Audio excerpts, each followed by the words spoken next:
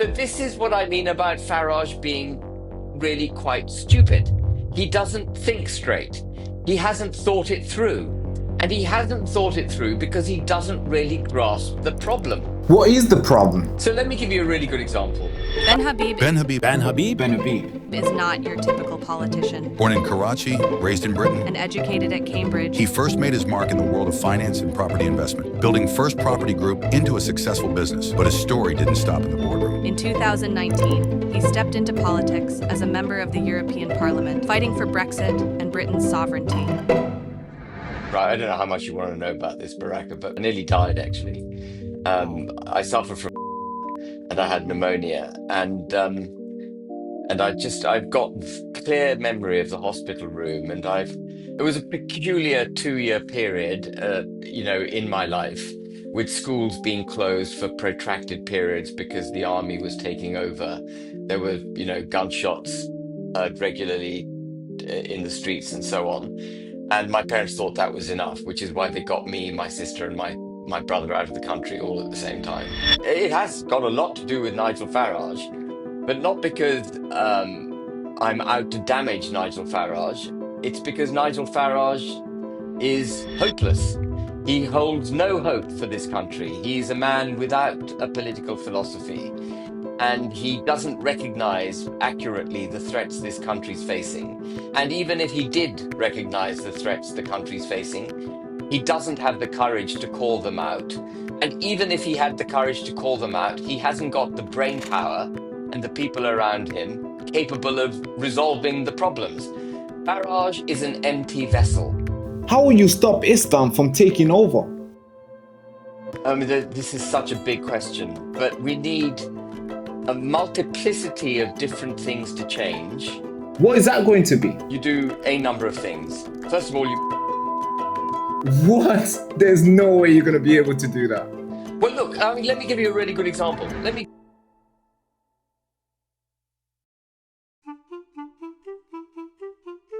Ladies and gentlemen, patriot, truth seekers, digital warriors, welcome back to the show. This is the Baraka Show. And today, I am not alone. I am with a man who is standing in the front line of this Britain political battle. Yes, a guy who was born in Karachi, Pakistan, raised in the walls of Cambridge, and forged in the fire of business and politics. This guy's a fighter, guys. He refused to bow down to censorship. He refused to bow down to the supernatural overload. And he refused to let Britain's sovereignty to be sold off piece by piece. You gotta love this guy, bro. You have to. He speaks with conviction on migration, on sovereignty, and on free speech.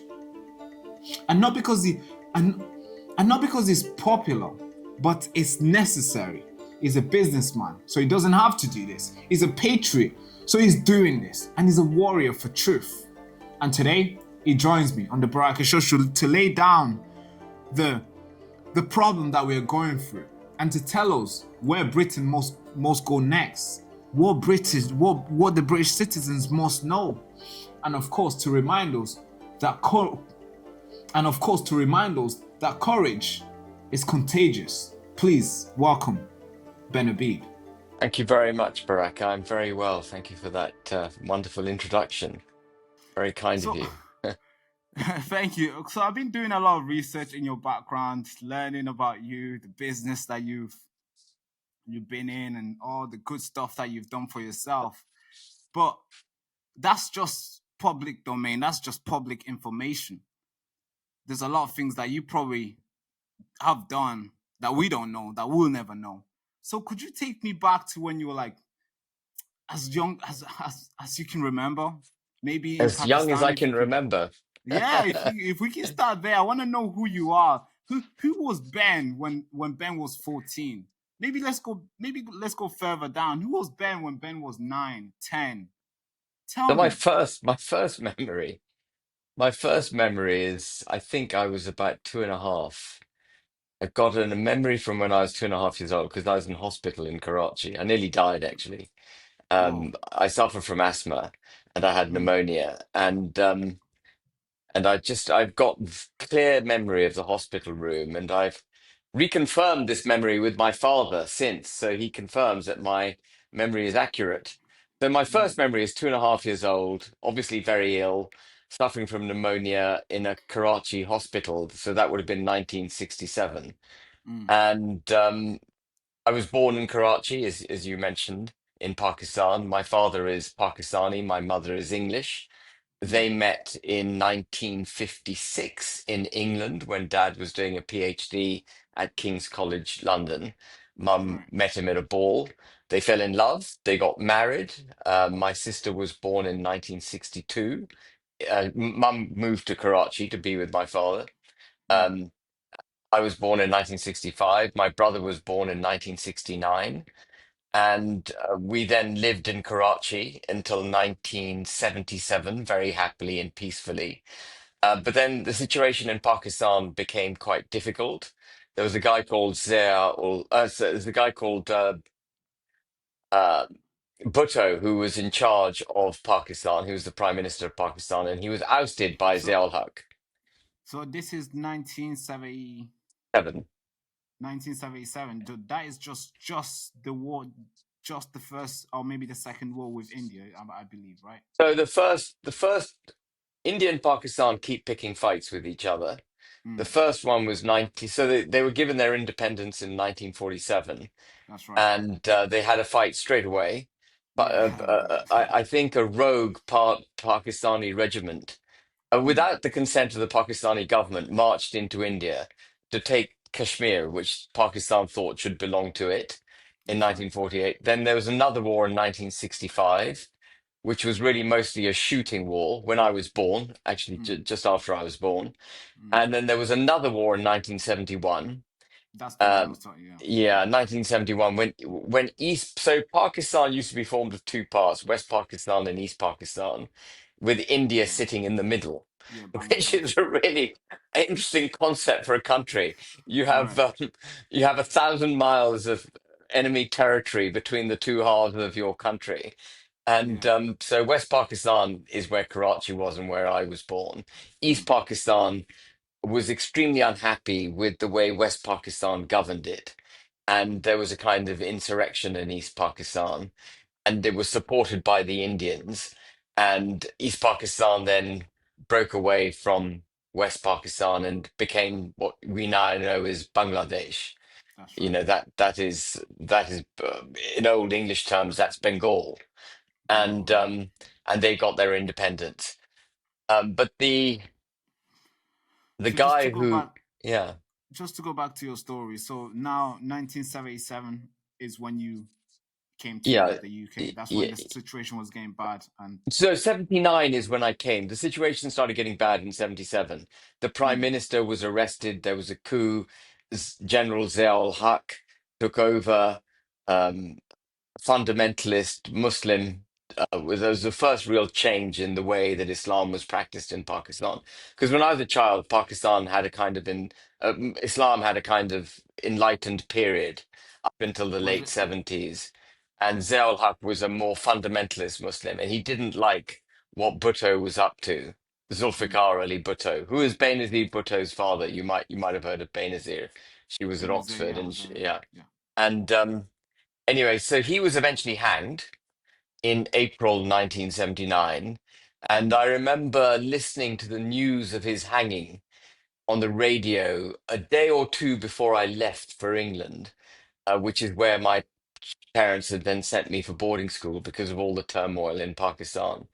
mm, So it was a peculiar 2 year period, in my life, with schools being closed for protracted periods because the army was taking over.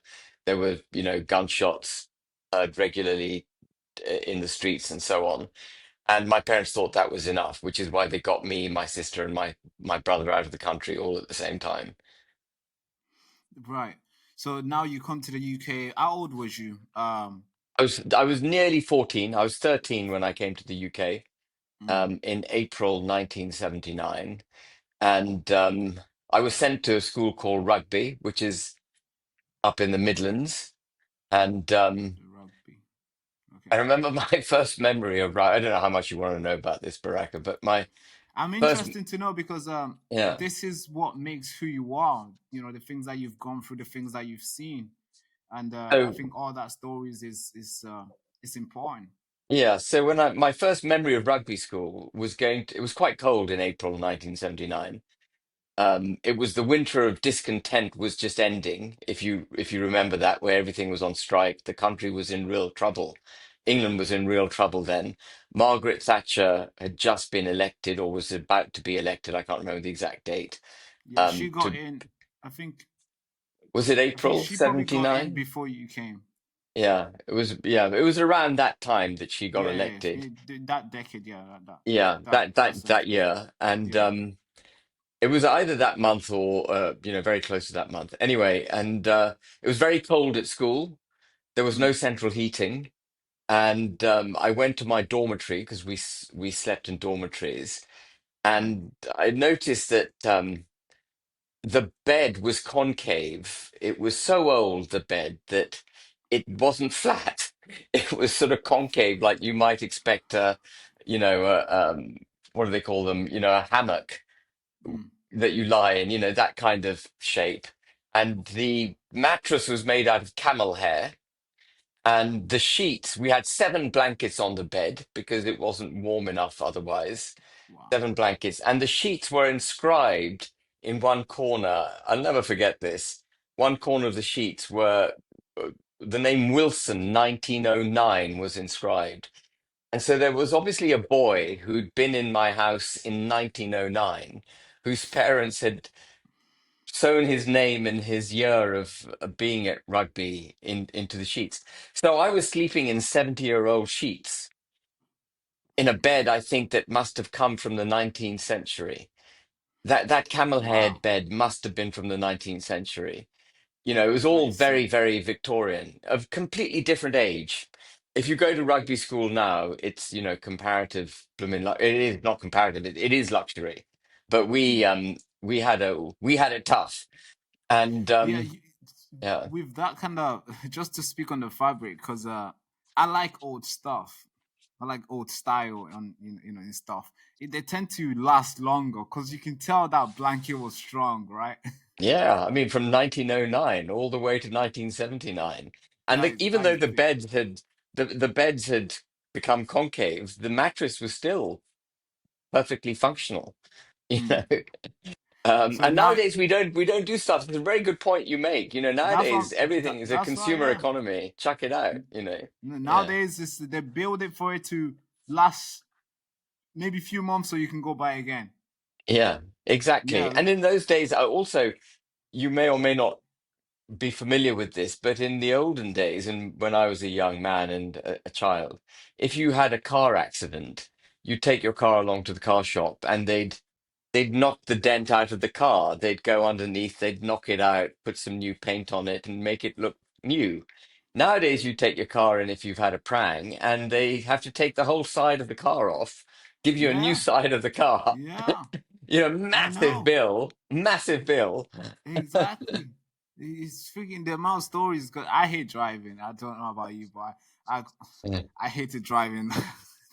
I'm really young, but still, I got into so much experience with driving, so I don't even drive anymore. But when I did, man, I was just working to pay it off. I was just working to just not mess up. So Yeah. yeah, that's why I like old stuff. And your story kind of like it's kind of similar to mine, to be fair, because I wasn't born here. I came in the country the same year, the same age as you. No, Did actually, you? I was 11. Yeah, I was So 11 when I where were came. you born? I was born in a refugee camp in Where? Tanzania. Oh, wow. Okay. Yeah, Because Tanzania is quite close to Zanzibar, isn't it? yeah, Tanzania, Zanzibar. Yeah, Yeah. so I was Yeah, born there. you had a lot of violence in your country.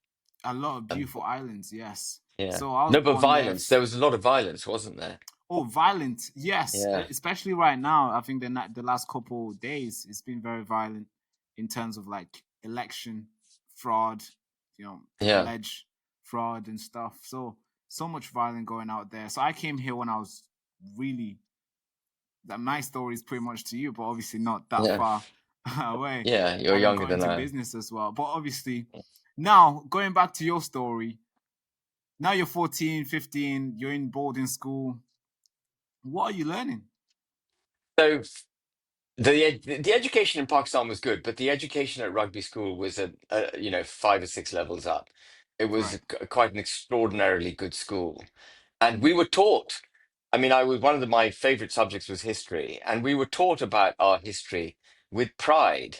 I remember every single history lesson being moved and excited by all the people who had gone before me in this great country of ours and all the Great. things they'd done. We studied the period that particularly focused on was the late 18th century through to the late 19th century, sort of the Right. pinnacle of the British Empire. And Mm-hmm. William Pitt the Younger was a hero of mine. Nelson was a hero of mine. Mm-hmm. Robert Peel was a hero of mine. Mm-hmm. The Duke of Wellington, all these great figures from our Yeah. history. Became And the heroes. they came, and nowadays all these people are vilified. They're all treated as if they're As criminals from the past. But when yeah, I was taught, as yeah, if we should have put them in jail back then. yeah, but they were great people, and Mm. you know there was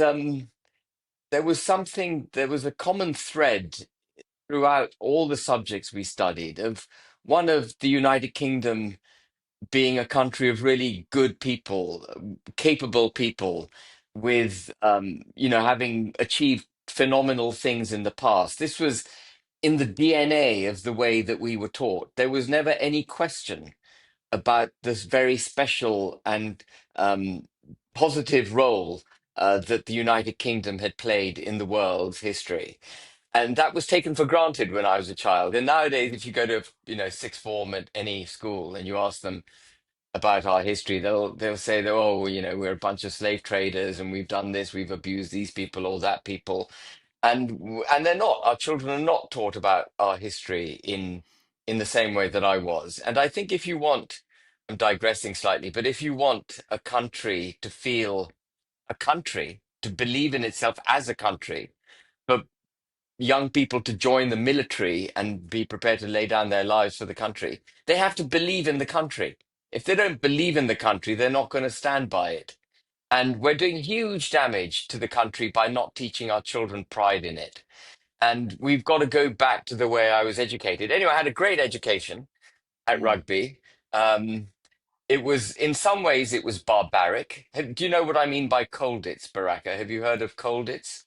Colditz. No. Could you? So Colditz was a prisoner of war camp that the Germans had for the worst British soldiers during World War II, and it Right. was at the top of a cliff, you know, a mountain effectively with sheer cliffs on each side, and it was a old medieval castle where the naughtiest of British soldiers who tried repeatedly to escape were To held. escape. Yeah. And yeah, and so Colditz was, I think, marginally more comfortable than Rugby School was in 1979. So Really? yeah, yeah. I mean, I think when I read I'm about assuming. Colditz, I'm assuming they will as extreme compared to Colditz to get you to learn, right? yeah, I don't know, whatever it was, but that's how it was. So at one level, we had a kind of barbaric existence because Mm. we didn't have hot water. We used to have to bathe, you know, in the cold and stuff like that. But uh, but the education was phenomenal, and That's right. and you know and we had a very all-round education. It wasn't just academic. It was also what we did on the sport field, team, you know, building teams, debating.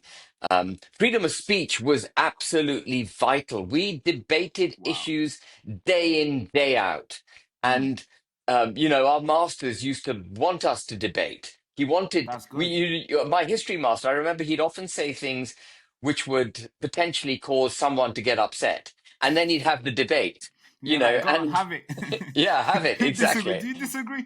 Say it. And Nah, that's so pretty. it was a one. So when I look back at it, it was a wonderful childhood. So how do we bring that back now? Because it seems like what you miss a lot from that period than what we have here today. So how do we I do bring miss that it. back? Now You let's know, I bring it. would sacrifice. We've touched on it already. We've become a consumer-based culture. We think we're That's right. very well off, and we are, but we've lost our cultural enrichment. There was something very rich about the country in the way that it felt about itself, and that enrichment's gone, and we've replaced it with material enrichment, the pursuit of material goods at the expense of all else. And when you talk about, I'll just give you a really good example. A Go really on. good example is COVID. Right. In all past eras, we in this country would have given up our lives for our civil liberty. Mm. We would fight and die to protect the country and our civil liberty, our way of life. When it came to COVID, now, we gave up our civil liberty to save our Mm. lives. And it was a 100-degree change in the attitude of mind of the British, of the way Britain was run and the British people. And that's, if you need one example of how the country has so dramatically changed since I was a child, that's it. Yeah. So we just want things quick and easy, and we wanna Yeah, we're a we don't fight consumer-based for things culture. Yeah, anymore. yeah, But one might argue that is what you get when you become a top world first country, because what you do is essentially you don't do the tiny little jobs anymore. You're doing yeah. the corporate, white collar jobs and all the stuff, and therefore you just consume the things that the little the people from Bangladesh or the people from India are doing for us, which we can get it, or the people from China are doing for us, which we can get it for like a pound or two, and it lasts for like a couple months. Then we get another one, just like the bed sheets, right? Uh, One might argue that would that be the case? I think you're right. And it happens, I think, to all civilizations. They become tired. They become very mature, very rich. And because they're rich, people lose the connection between endeavor and results because they're just enriched Mm, and they become vulnerable. When mm, civilizations reach that point, and I think we are at that point, we become tired as a people. We're not prepared to fight to protect what we know to be valuable mm, because we've been dulled by our material enrichment. The yeah, same happened to Rome. Rome became a center of debauchery, and Rome had been a very powerful city-state going outside, to far-flung places and subjugating people, doing what empires do. And then that's it right. became so rich that it forgot even how to look after itself. And Hmm. we've got symptoms which are of the same nature. Yeah. So how do we fix that, Ben? Because now I want to get back into today's time, so 2025. So that's a big jump from the time when you're Yeah, 14 to 2025 today. You've launched a new party. I believe a lot of people know what it's called. It's called Advance UK.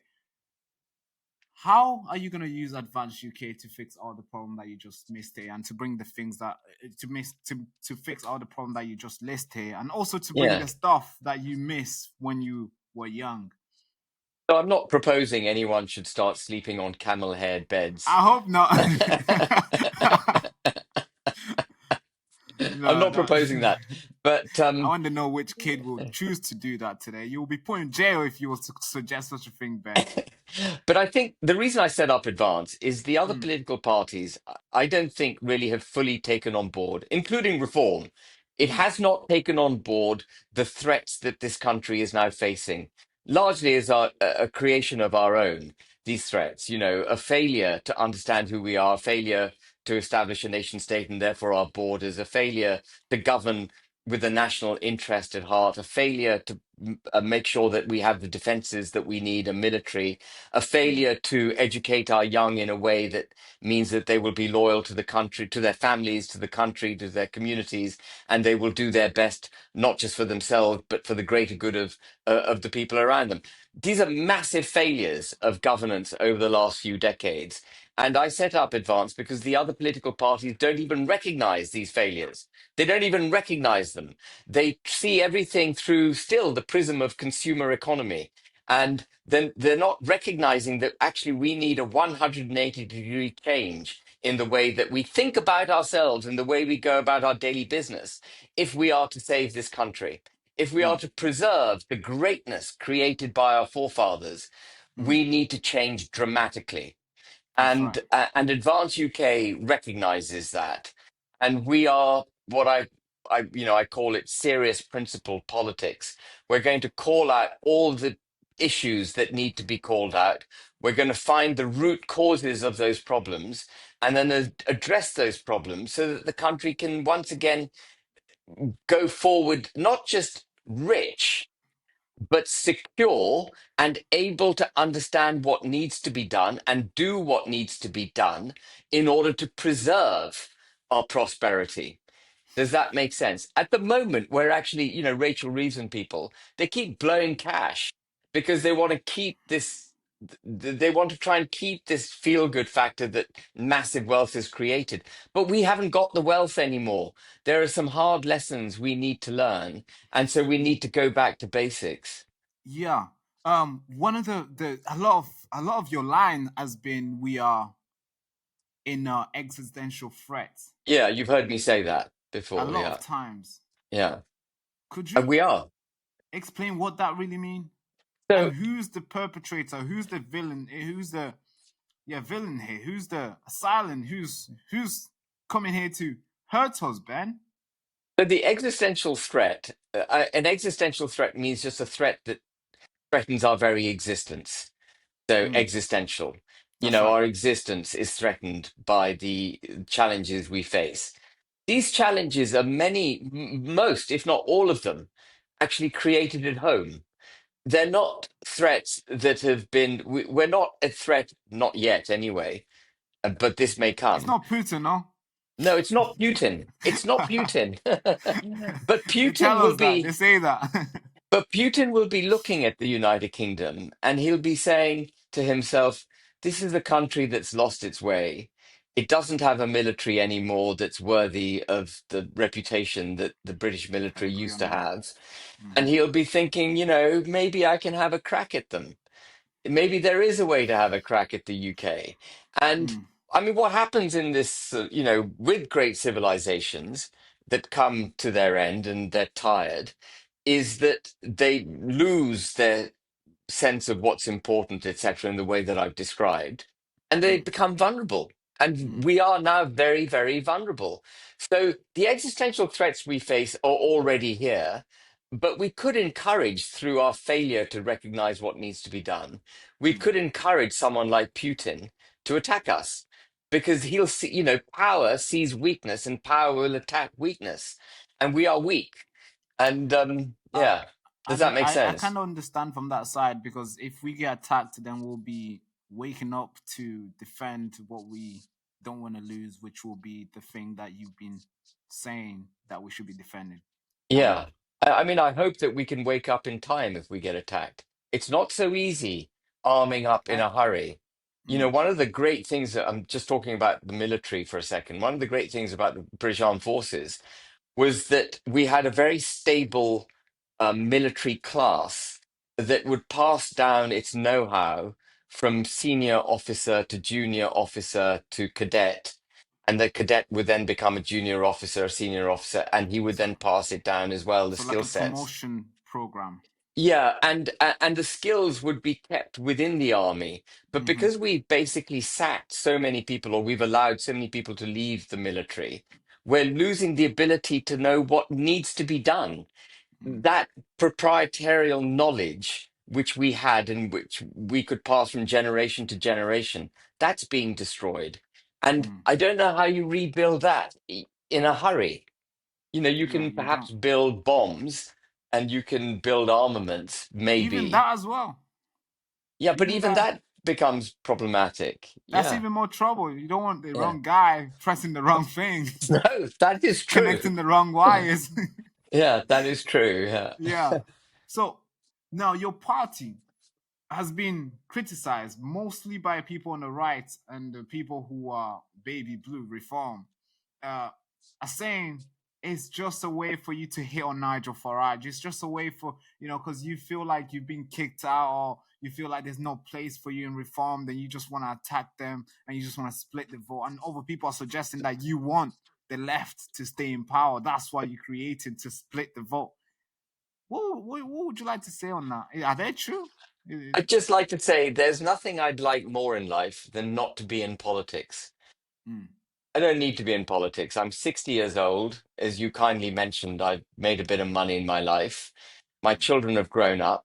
And actually, it's a time of life when I would like to be looking forward to my first gin and tonic at 6 o'clock, followed by a glass of wine over supper and going to bed without any hassle in my head.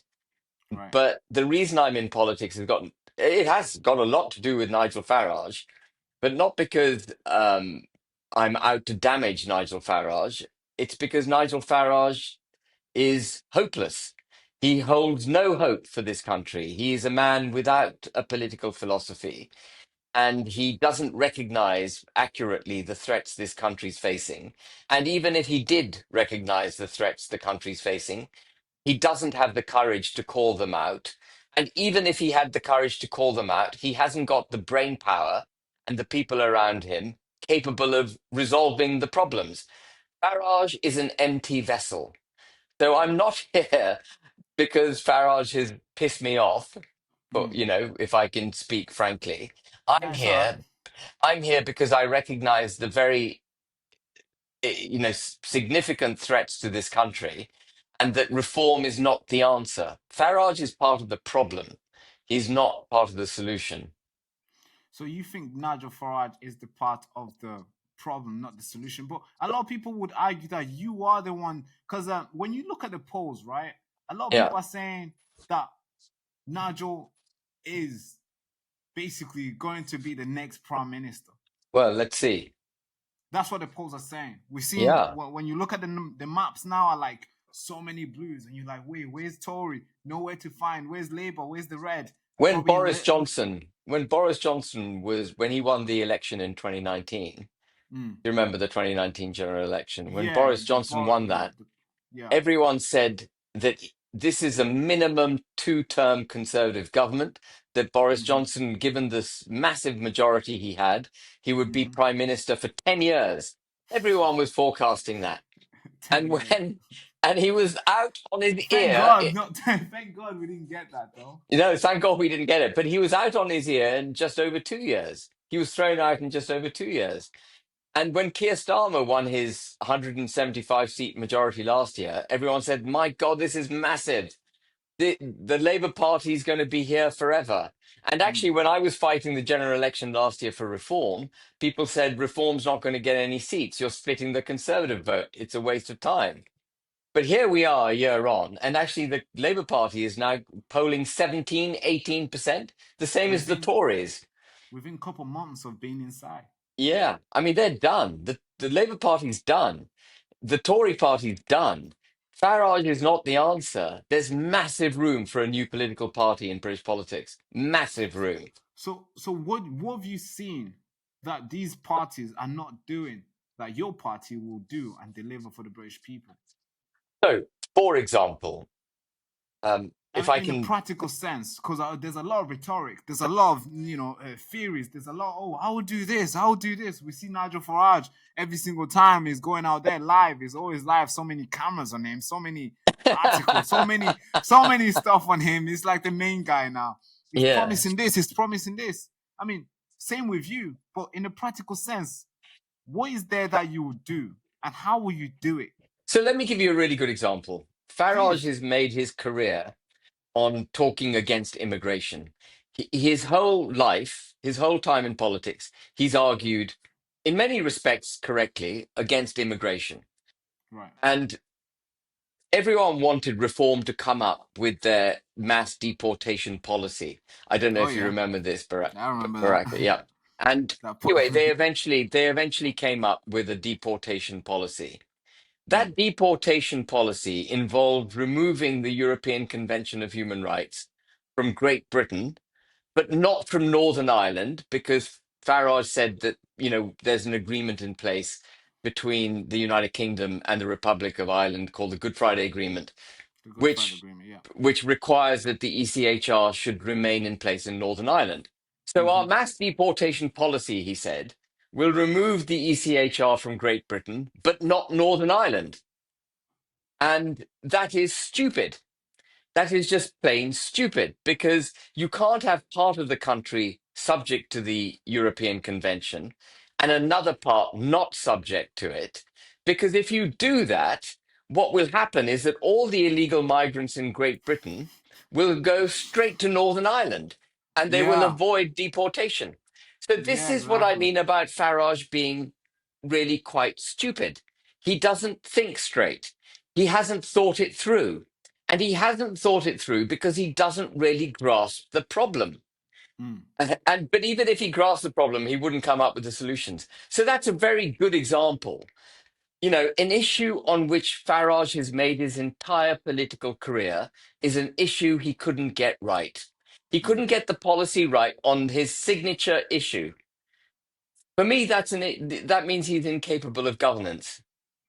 Yeah, but you And see, there are there are many other examples, by the way, but that's just one. Yeah, you see, one might sit here and listen to this podcast and see you calling him names and saying all this. They might be like, "Oh, this guy is he's just hurt, Well, I've man." just proved it. I've evidenced it. I didn't just call him names. I said what he proposed. Well, you tell me, do you think it's No, because sensible to have a deportation policy which that is involves, silly. Yeah, yeah, that's, so I mean, how would because you describe it? It's silly, right? So, it's silly for you to say, Northern Ireland will stay, but Britain will leave. It's like, what's the point? It's like saying London will stay, Manchester will leave. What are you absolutely. doing? So, Yeah. but I want to know your thing. Let's say Nigel Farage didn't exist. Of course, obviously, it will be very hard for for us to be in this situation because you'll be in Reform Party and you'll be doing your stuff with whoever who will Yeah, be Richard with you. Tice. Yeah. Yeah. Let's say Nigel and your stuff didn't happen. What would you bring? Like, what's the actual thing that we're seeing in the country right now that you would want to fix and that you think it will benefit the British public? What would that be? Because I So get it about yeah. illegal migration. How would you go with that? Let's start with that one. How would you fix illegal migration Yeah. So, and legal migration too? so the end aim, Baraka, of an Mm. advanced UK government is to restore this country, to actually restore the existence of this country and an understanding of what this country is and a belief in this country by the people of this country. And we've kind of discussed that in the opening parts of this podcast. Yeah, but I want to know the practical sense. Yeah. How are we gonna I mean, restore let's this just talk country? about illegal migration, for Right. example. Mm-hmm. The first thing you've got to recognize is that anyone coming to this country, oh, by the way, and Farage's other thing on illegal migration is he would exclude women and children from deportation. So basically, he would just change the nature of illegal migration to the UK. You know, all the men would stop coming and women and children would come. But what is the first thing you've got to recognize with illegal migration is that people coming into the country illegally have Right. actually broken the law. They've already broken the law to get to this country. That's right. Therefore, they should not be called irregular migrants like Starmer calls them. They should be Yeah. called what you and I have just called them, Mm-hmm. illegal migrants. They should therefore, if you call them the right name, then you know that you need to detain, you need to arrest them, you need to detain them, put them in secure facilities, It's the and then you language, need right? to deport them. And Mm. we need to make sure that the laws of this country allow all of that to happen. That's right. And that means the ECHR going from the entire country, and it means the repealing of the Human Rights Act, which is what Tony Blair brought in 1998, which has been a very, very damaging act for the United Kingdom. So we need But to repeal that, and we okay. need to have the power to detain and deport. That's the first thing. The second thing that we need to do is reacquaint ourselves with what border control means. Every country in the world, Yeah. you know, I mean, we including already have Tanzania, those guys. They just don't work, they does they? just don't work. So border Just don't work. control in Poland works. Mm-hmm. Belarus tried to export illegal migrants across the Belarusian border into Poland. Poland built a big metal fence Seen it. and it put its army behind the fence That's and it right. told anyone, you try and cross, we're going to shoot you. Mm-hmm. That is what I call border control. That's I right. do not call border control going to the middle of the channel, taking on all the people from a dinghy It's like a onto a joke. British boat, giving them a life vest, giving them a blanket, giving them a Kit Kat, giving them a cup of tea, welcoming them to the United Kingdom, taking them to a four-star hotel, giving them free food, giving them free healthcare, free And they get dental paid care, for it. and they get paid. They get cash. That is not border control. The group that's doing that is getting paid, and the people who are coming in illegally are getting paid. I mean, What's going on here? Yeah, But it's a rip-off. You've hit the nail on the head. It's a rip-off.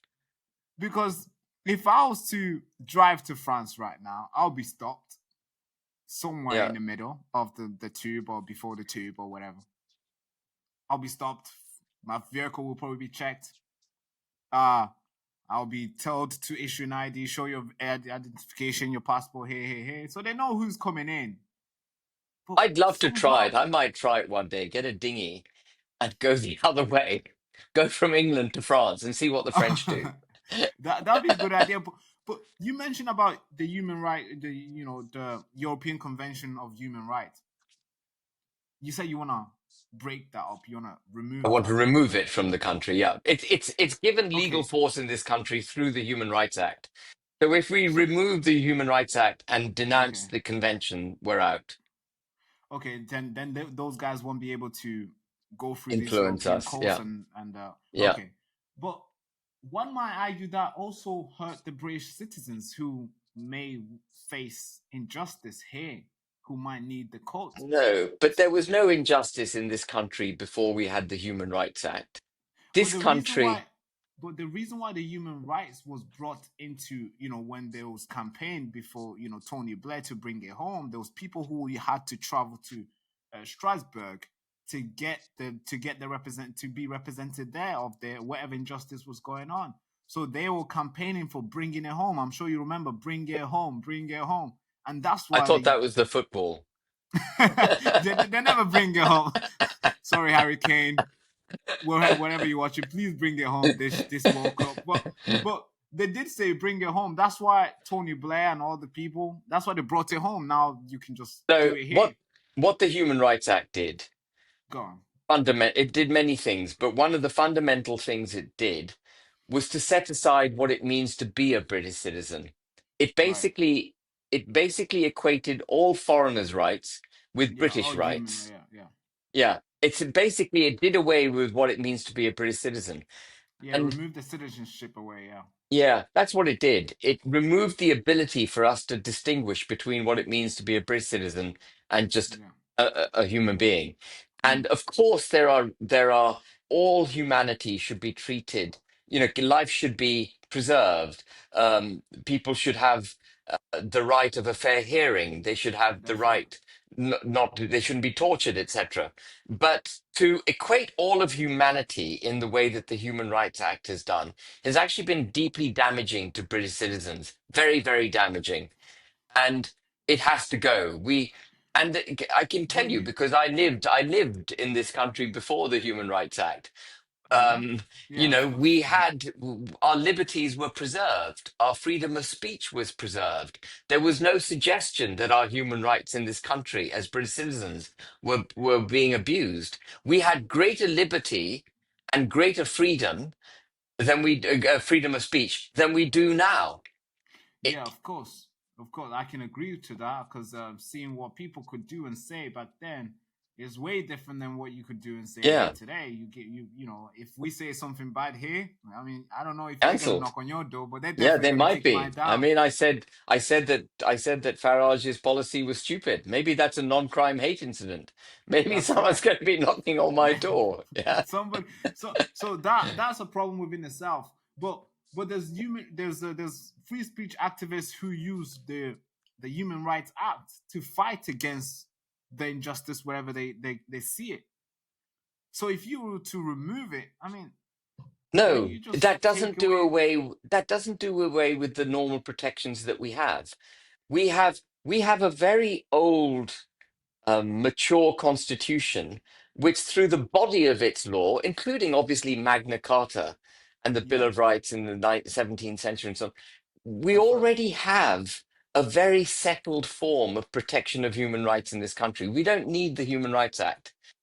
There was no threat to our human rights as British citizens in this country before 1998. But it weakens the control. It weakens the. It gives more power to the people in Parliament to do what the heck they want to do, though. But Parliament should be Would you agree? Because supreme. But Parliament is supreme. Parliament is the supreme power in this country. What we should not do is give supreme power to foreigners. which is Right. So what so the European court is, a foreign court.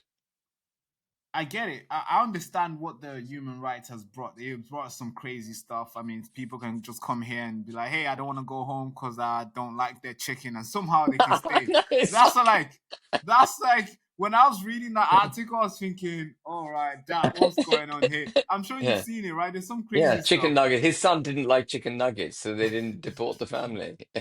So those kind of cases, I'm like, all right, they're taking the piss.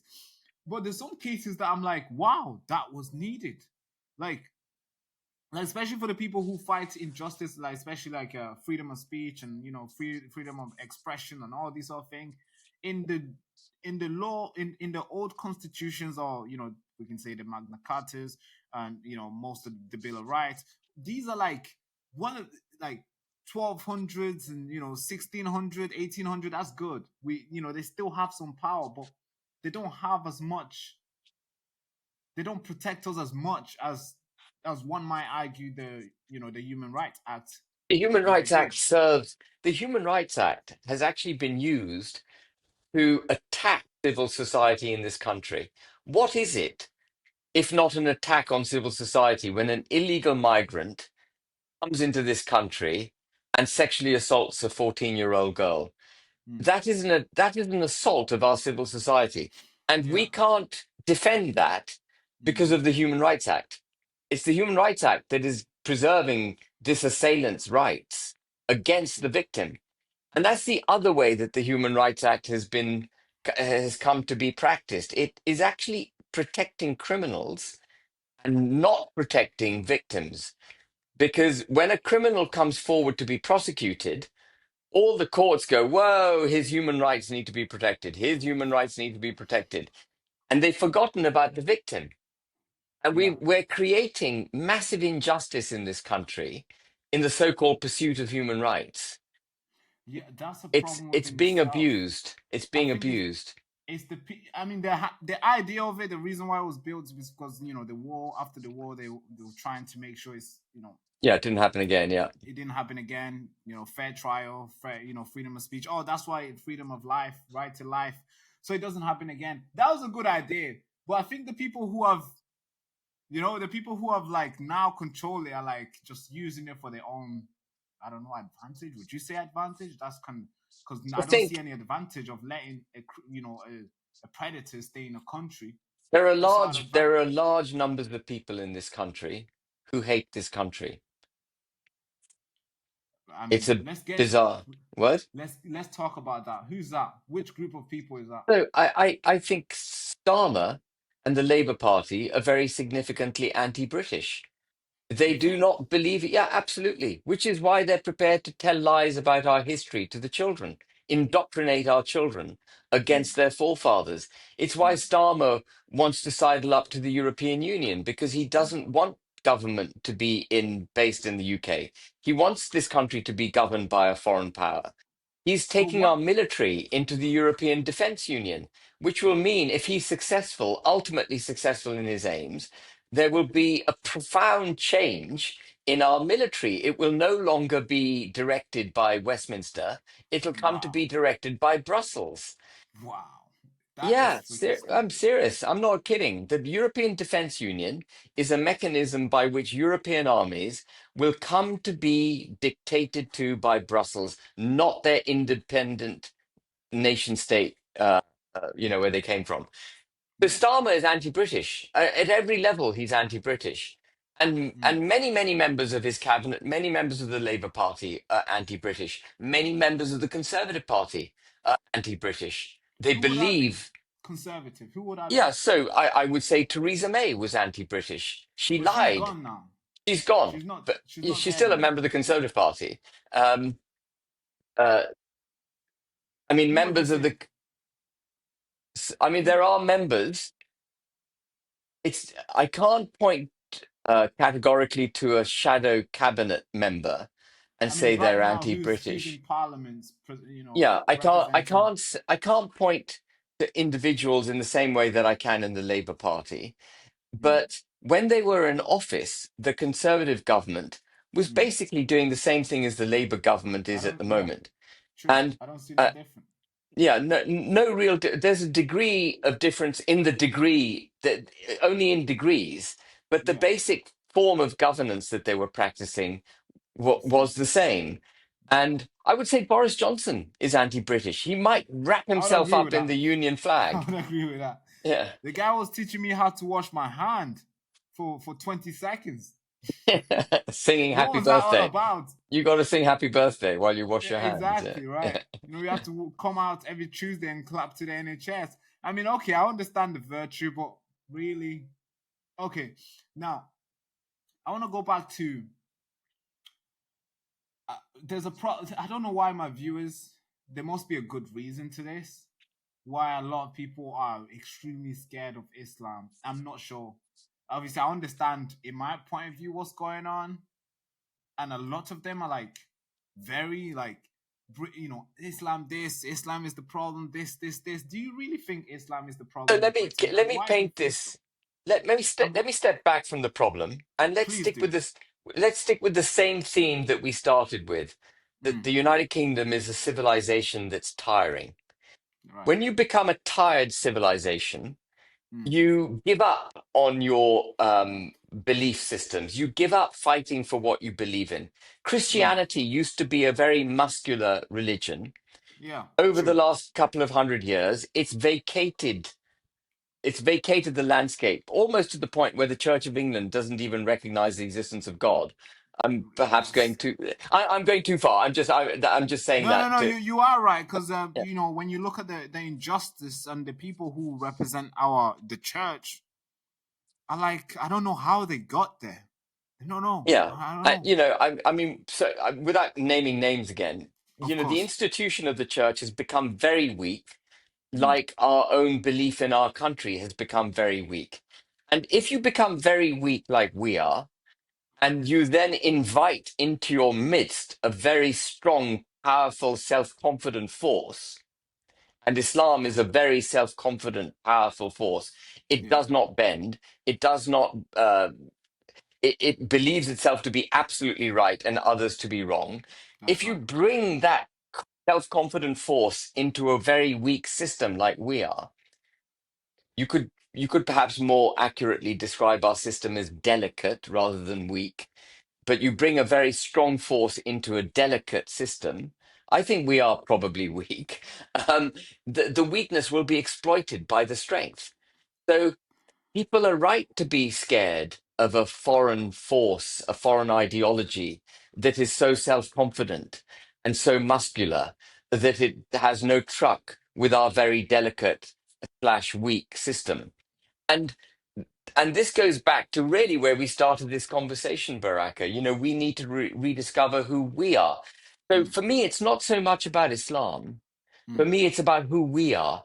We need to rediscover a belief in ourselves so that we can meet any incoming foreign ideology that's antithetical to us and mm, reject it and say, no, we are British. This is not our way of life. We don't believe in the burqa. We believe in women being revealed. We don't believe in whatever, the Quran being unchallengeable. We believe in freedom of speech and we should be able to debate Islam. These are our belief systems and mm, you need to accept it. But yeah. instead of doing that, what we're doing is saying, you're a Muslim. We respect your right to be a Muslim, which is fine. I totally understand that. But we will allow you to practice your culture. We will allow your women to wear burqas. We will take the knee to your ideology. We'll even consider bringing blasphemy laws into existence to protect your religion. Yeah. And even though your religion in many ways is antithetical to ours, Mm-hmm. and that is a civilization that's so tired, it's almost inviting itself to be put out of its misery. Do you think it's because we've lost the?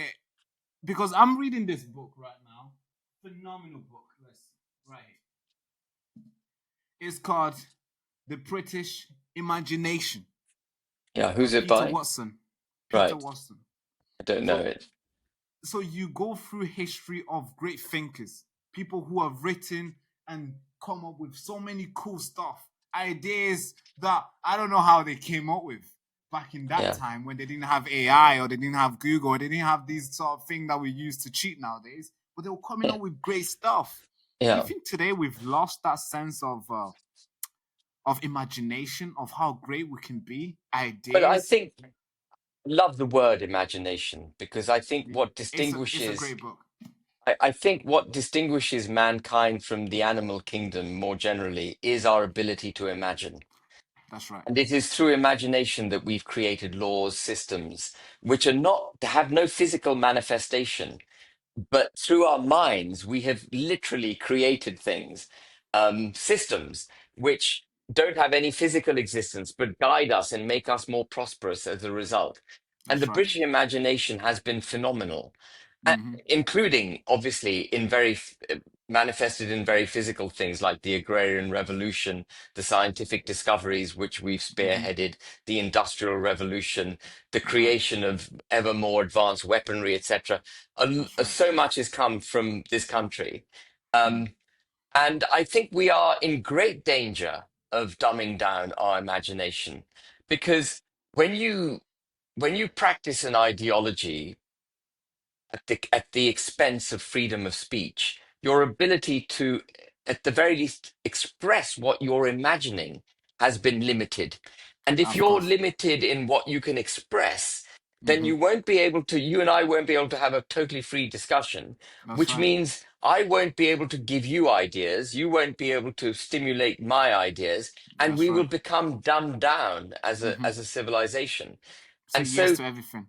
yeah, so yeah, we say yes to everything instead of you and I have to fight, or you and I Yeah. don't have to fight, but we have to have a Yeah. debate, Verbally. right? Yeah. Verbally, we have to Verbally. go back and forth Yeah, and wrestle with our brain and see whose idea is better. Which approach should we yeah. take? But It's like since you've now we challenged all. me. All of Mm, this interview, you've very gently, you've challenged me to explain my position.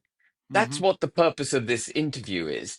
And Right. if I am too scared to tell you what my position is, Mm-hmm. then this interview is not a very informative or helpful interview for anyone, not for you, Yeah. not for That's your right. viewers, not for me. Mm-hmm.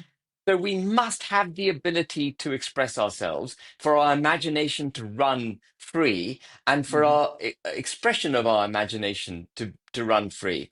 And Mm. we are shutting that down, undoubtedly. Yeah, and we are inviting unrecognizable forces who are, of course, as you said, very not able to bend or not able to change in a way where other cultures can into this nation, and now we are seeing the nation changing to its core, which is very frightening. And I understand why a lot of viewers at home are like scared of Islam. Makes sense because we are running out of ideas. What I would say to those viewers Mm, is reconnect with who you are. Be proud of where you came from, your heritage, this country's history. mm-hmm, Reconnect with being British. And if you're Christian, reconnect with your Christian roots mm, and vocalize it and stand up and make the case for your values and your culture. Don't mm. let indoctrination of our children do away with our existence. That's Reject right. it. Stand That's up right. to it. Mm. As we're running out of time here, I want to ask you this question because I've been outside. We've launched the Baraka show outside. So literally, I'm always outside. This is just me outside, interacting Yeah. with random people outside, getting to get the feel of what the people think. So Yeah. the questions I've asked you, we always ask them outside. Like, hey, what do you think of this? Do you think illegal migration is a problem? This. And the response is like, man, God, we are so much in trouble, man. Oh God. The response is so like, yeah, something needs to be done.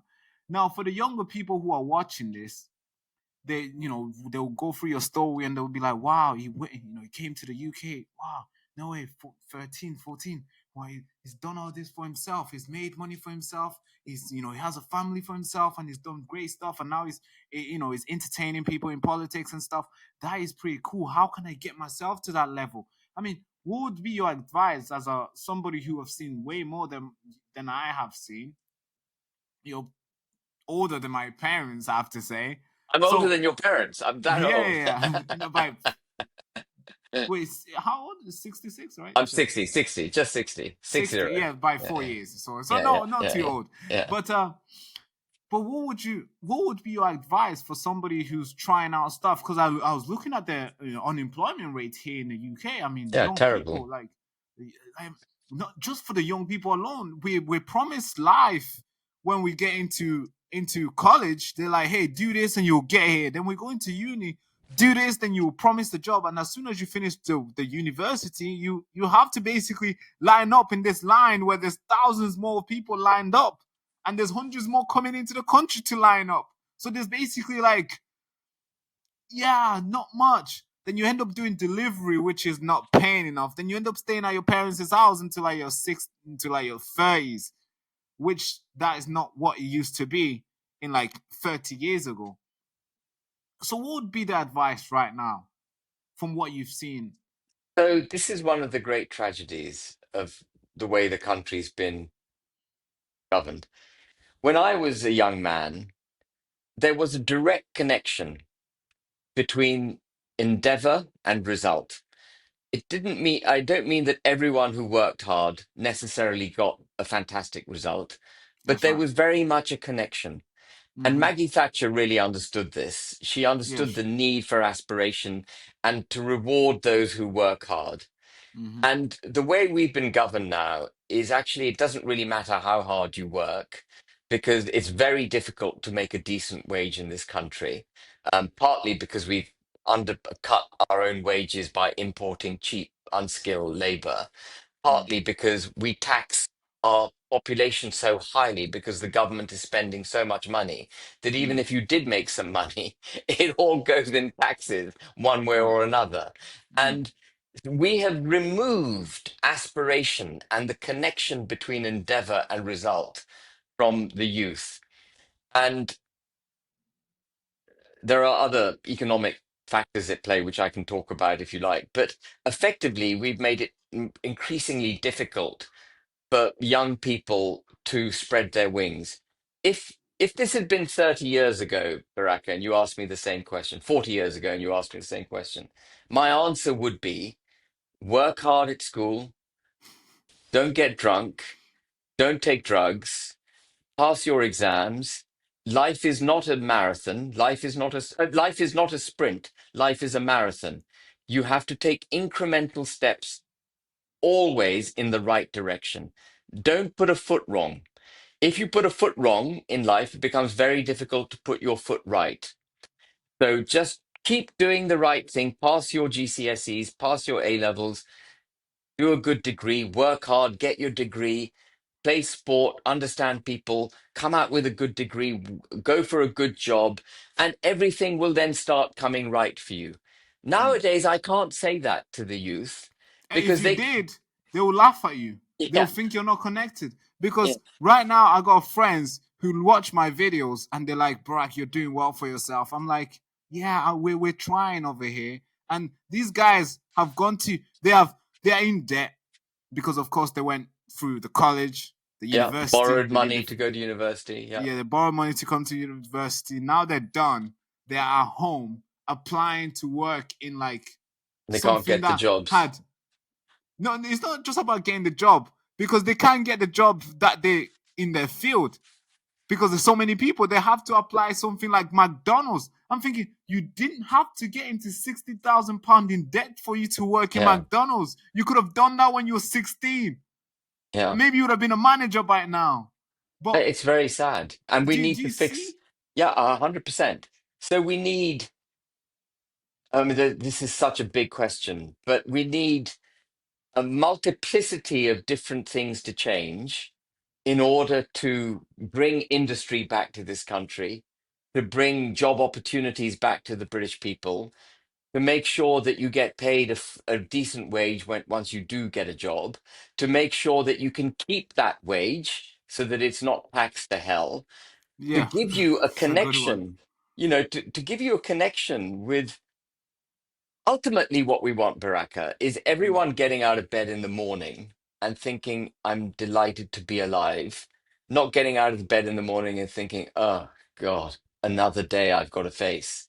Yeah, Those are the two, that's If the country's being governed well, people are getting out of bed in the morning thinking, I'm glad to be alive. I can't wait to get going, whatever it is you're doing. Mm. That's what we need to get back to. I know that's kind of a very simple way of answering your question, but we're not. Yeah, We're because miles away from that. we are because obviously I just turned 24. I've done I quit university a long time during COVID. Not long, to be fair. COVID started as soon as we started going on Zoom. I was like, I'm sorry, I'm not coming. So I had to leave. I started in business. I went on, built something for myself. Now we changed that into the media channel, which we've started. It's been a year since we've been doing this. It's been going very well for me. Now the same people my age, I ask them, I see them like fully, like they are begging just to come and like find something for themselves because there's so many. Now So you did you say possess something quite rare, if what would I that may be? say so. You possess an entrepreneurial spirit because faced with COVID, faced with lockdowns, you thought, sod it, I'm going to go and do my own thing. And you set this up, and I think you got 90,000 subscribers or something on your Yeah, we're YouTube about channel. yeah, And you're educated yourself, you're making good money. You're making some good money, I imagine. yeah.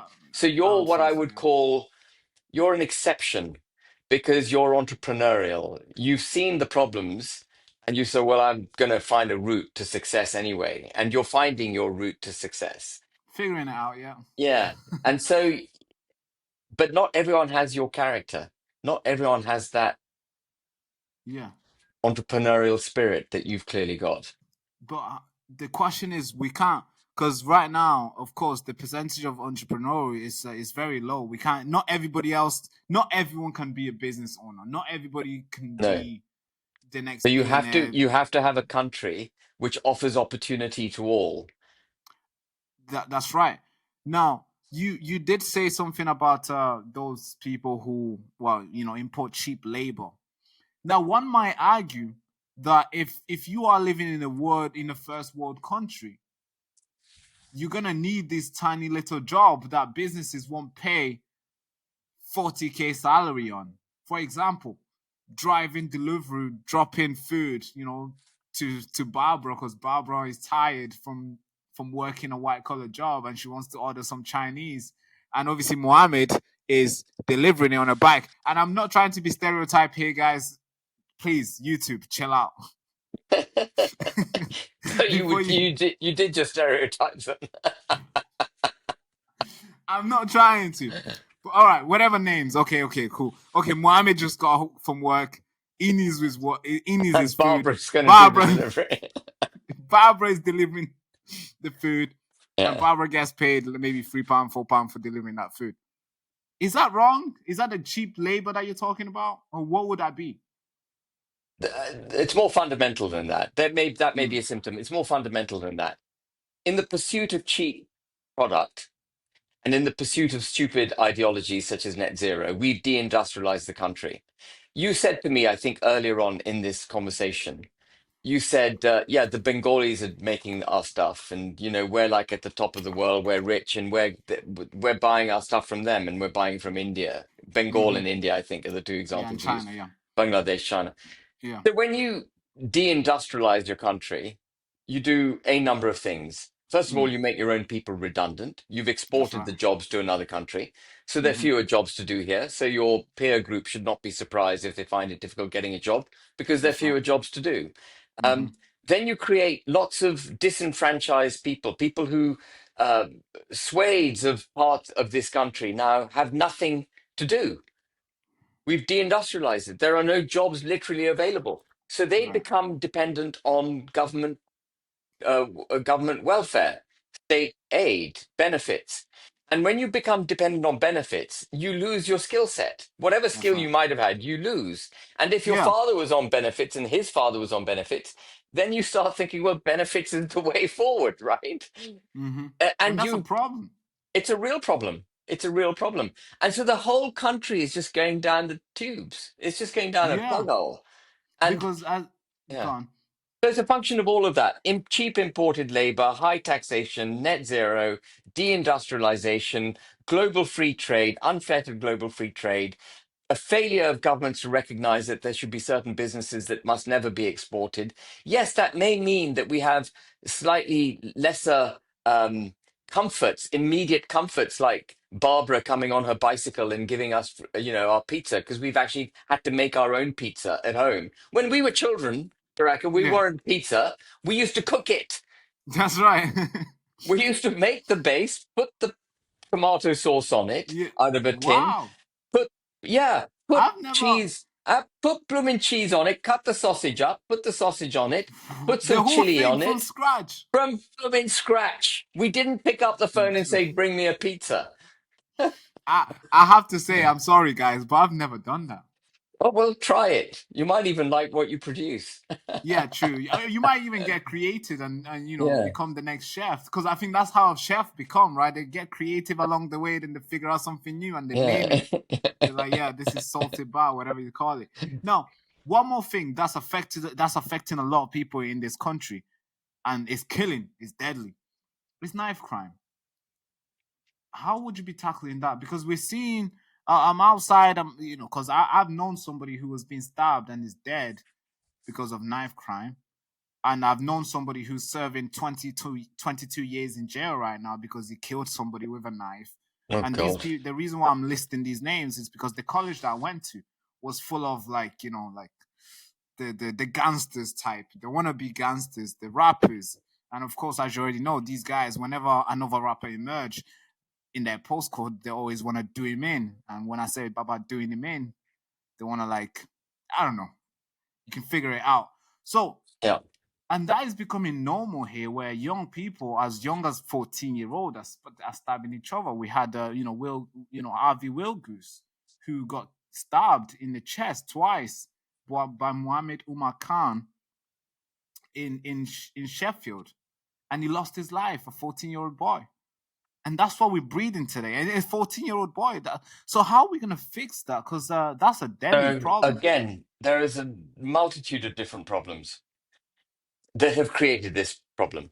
The issue, multitude of roots of this problem. The first is the Human Rights Act, which has basically put a protective blanket around criminals. I know that your friend is serving 22 years in prison for No, it's having not my killed someone. friend. It's somebody Yeah, that I know from college that we went to. yeah. No, I have my friend group are like really like I'm proud of my friends. They've Yeah. done Sorry, really forgive good for me. themselves. Yeah, someone you know who's serving Yeah, 22 yeah, from years. college. Yeah, But yeah, but on the whole, we've become very, very lenient on real crime. The police are not doing their job. They're policing, things like tweets and whatnot, yeah, non-crime hate incidents. yeah, They're turning a blind eye to racial minorities, ethnic minorities, because they don't want to be seen to be racist in this world of diversity, equity, and inclusion and multiculturalism. So the yeah. police literally isn't doing its job properly, That's right. and that's an issue. And it's not just a matter of how many police officers we've got. That we could have hundreds of thousands of police officers, but if they're all sitting at home watching Twitter to check out what's going on, real crime's not going to get dealt with. That's the first Yeah, thing. The second mm, thing is it's a symptom of a breakdown in families. Both parents are having to work. Parents are not staying at home, not bringing their children up properly. They're not being disciplined. Children brought up in a kind of feral way are going to behave in a feral way. mm-hmm, We've got to re-establish the family unit. That comes back to having prosperity in the country so that you don't need both parents to work. One parent working will actually be able to make enough money for one parent to be able to stay at home and bring up their children in a nice way. It's also a connection with education, which is being broken. And because education is not demonstrably yielding the results that it should yield because the rest of the economy is not performing the way it is. So the young are giving up often on education. I'm not talking about tertiary education. I'm talking about secondary education, just right, giving up on it and forgetting about mm-hmm, it. And yeah, then there are no jobs, like we've discussed. And if there are no mm-hmm, jobs and you've got to try and make ends meet, you probably will turn to some form of crime. And that's right. so, it's a multitude of different things that are coming Yeah, together. true, true. There's a And lot this of is, and things. I go right back to where we started this conversation. We need to It's a get back into. civilization that's tired. We're It's a tired. tired civilization. We're running out of imagination, right? We can't imagine anymore how great we can be. We can be great. We need to Mm, recognize that we're threatened. And mm, that should be, I hope that's enough to wake people up. You will that's never right. hear Kemi Badenoch or Nigel Farage or Keir Starmer or Ed Davey, the leaders of the political parties, you'll never hear them say what I say, that this country is facing an existential threat. They don't like to talk in those terms because they regard it as worrying, as too dramatic, as Why do you hyperbole. think? Why do you think they don't want people to recognize and be awake of what's happening? Do you think they want people to just feel like, I think like to if feel they good, say, happy, feel good factors and I stuff? think it could be partly that, but I think it's something fundamentally more cowardly. It's if they say the country's facing an existential threat, I think that's that way means better than. something dramatic has to happen to save the country, right? That's right. Which means they need to be much braver about speaking about the problems and much braver about putting forward dramatic solutions to the problems. And they haven't Yeah. got the courage to do that. But You that's know, the thing, because when we look at the people who came before us, when we go to World War I, after World War I, when we go to the Great Depression, and when we go to World War II, and all these problems that came, you can list many others. The leaders before when they recognize the problem, they talk big decisions and they prepare the nation like, hey, this is what's gonna happen. You're probably not gonna have bread, but we need to do yeah, this. Hey, this is what's gonna happen. We're gonna have to invade. Poland has been invaded. We're gonna have to go. So absolutely. these are Well, the look, I mean, stuff, let me right? give you a really good example. Let me give you a very tangible example that's only a couple of months old. Please. The Labour Party is spending far too much money. The government's broke. We know that. And Mm, so there was a bill put forward in Parliament to cut the welfare expenditure by £5 billion. That's what they wanted right. to cut welfare by. £5 billion out of £350 billion worth of welfare and benefits expenditure. We just wanted Wow. to, that's Just fine. 1.6% of our welfare Tiny little bill bit. they wanted Yeah. to cut. And the Yeah. parliamentarians would not let them cut it because they thought their constituents would get upset. But if they're scared of cutting 1.6, that means they are probably asking for more. Well, in the end, this bill went round Parliament, and instead of cutting costs, they ended up spending more money than beforehand. So, so Yeah, it's a huge problem. For Starmer to be able to save money to cut Mm, costs that the country is spending, he right. would need to say we're facing an economic crisis. He would Hmm. need to get up and say we're facing an economic crisis, and I'm going to fix it. They don't say that. But they did that during the black holes. Oh, the black hole? What did they say? They said the black hole, 22 billion black hole That's created right. by that was just a whipping horse for the Tories. What did Mm, she do? In her yeah, first budget, he said there was a 22 billion pound black hole, Rachel yes, Reeves. that's right. That was before October. In her Hmm. first budget last year, she Hmm. had 75 billion pounds worth of expenditure, new expenditure. 75 billion. If we had a black Right. hole, Yeah, there should be no bloody new expenditure. that's right. We should fix our black hole, right? Yeah, that's right. I mean, if you got a black hole, you're trying filling it up. You're not digging more Yeah, into it. she's been digging. This lady's been digging. Man, Ben, thank you so much, man. It's been a pleasure. I wish I had like 3, 4 hours with you, bro. Yeah, but something, Baraka, Mm, we defined the problem in the first 10 minutes of our interview. It mm-hmm, is a civilization that is asleep mm-hmm. and sleepwalking into utter disaster. That's right. And the politicians need to be brave enough to do it. That's why I set up Advance UK, because they're not. They're not prepared to call the problems as they are. And Mm, therefore, they're not prepared to identify the root causes of the problems. And they're therefore unable to find the solutions. And that's why reform is dangerous. It hasn't got the ability to identify the issues, the courage to identify them, get to the root causes, and it hasn't got the intellectual capacity therefore to produce the solutions. Advance UK is critically needed in the United Kingdom. thank you so much, sir. Thank you. Thank you. So then I was born in a refugee camp in Tanzania. At the time, there's so many people ran there. A lot of people were going there, real refugees, after being butchered from the civil war that erupted in Congo. My parents applied for asylum to all the countries They waited. Now, then I was born in that camp, the same camp. I'm talking tents. I was born there. Now, we're waiting and waiting and waiting. For 14 years, we were waiting. Now, of course, these guys could choose to wait as well, but these guys hijacked that and they come in the country illegally. Now, the media will brand you guys racist, far right, the worst people here, the worst group here. How come the good group didn't invite me to go speak over there?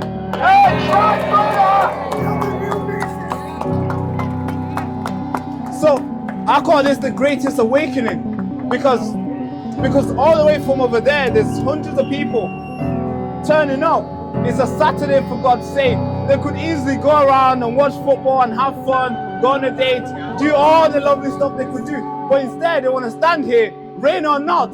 They're ready to send a message. And I believe the message will be received today. Thank you so much.